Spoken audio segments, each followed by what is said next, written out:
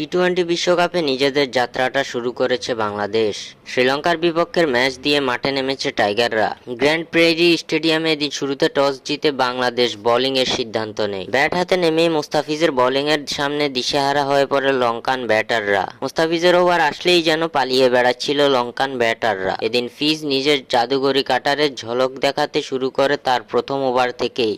ইনিংসের ৬তম ওভারে নিজের প্রথম ওভার করতে আসেন ফিজ। এ সময় প্রথম বলেই উইকেট তুলে নেন মুস্তাফিজ। এ সময় তিনি সাজঘরে ফেরান লঙ্কান ব্যাটার কামিন্দু মেন্ডিসকে। এদিন শুরু থেকেই টাইগারদের উপর ব্যাট হাতে আধিপত্য বিস্তার করতে থাকে লঙ্কান ওপেনার পাথুম নিসাঙ্কা। সজোরে ব্যাট চালিয়ে দলের রান দ্রুত গতিতে বাড়াতে থাকেন এই ব্যাটার। ভয়ঙ্কর হয়ে ওঠা পাথুম নিসাঙ্কাকে সাজঘরে ফেরানোর দায়িত্বটা যেন পড়ে মুস্তাফিজের কাঁধে। এই দায়িত্বটা সঠিকভাবেই পালন করেছেন ফিজ। নিজের দ্বিতীয় ওভার করতে এসেই মুস্তাফিজ জাদুঘরি কাটার দিয়ে সাজঘরে ফেরান পাথুম নিসাঙ্কাকে।